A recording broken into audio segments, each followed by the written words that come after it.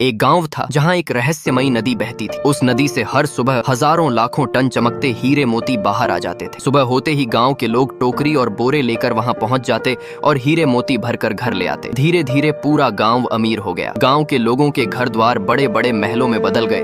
हर जगह सोने के बैनर लगे थे। यहाँ तक कि लोगों की गाड़ियां भी सोने की बनने लगी। ऐसा लगता था मानो पूरा गाँव हीरे मोतियों में डूब गया हो। लेकिन अजीब बात यह थी कि जब पूरा गाँव हीरे मोतियों में खेल रहा था, उसी गाँव का एक लड़का तंग तंग अब भी मजदूरी करता था। वह फटे पुराने कपड़ों में रहता था और मुश्किल से 2 वक्त की रोटी जुटा पाता था। गांव के लोग उसे चिढ़ाते हुए कहते, जब पूरा गांव हीरे मोतियों में खेल रहा है तब भी तू गरीब क्यों है? कोई हंसकर कहता, तंग तंग की किस्मत ही उसके साथ नहीं है। एक दिन जब तंग तंग शाम को काम से लौट रहा था, तब उसने कुछ लोगों को बातें करते सुना। एक आदमी बोला, सुना है आज भी उस नदी से हीरे मोती निकलते हैं। दूसरा बोला, हाँ, लेकिन मैंने सुना है कि उनकी रखवाली अज्जू भाई की आत्मा करती है। जो भी वहाँ से हीरे उठाने जाता है वह जिंदा लौट कर नहीं आता। यह सुनकर तंग तंग के मन में लालच भी था और डर भी। उसने सोचा, अगर गरीबी में ही मरना है तो क्यों ना एक बार किस्मत आजमा ली जाए। अगली सुबह वह डरते डरते अकेला नदी के पास गया। वहाँ जाकर उसने देखा कि नदी से लाखों करोड़ों हीरों के ढेर बाहर आ रहे हैं। तंग तंग की आंखें चकित रह गईं। उसने कांपते हाथों से जैसे ही एक ढेर से एक हीरा उठाया, तभी अचानक नदी में तूफान मच गया। तेज हवाएं चलने लगी, जमीन कांपने लगी और तभी हीरों के ढेर में से एक काला राक्षस बाहर निकला। वह राक्षस और कोई नहीं बल्कि अज्जू भाई था। अचानक एक जोर का झटका लगा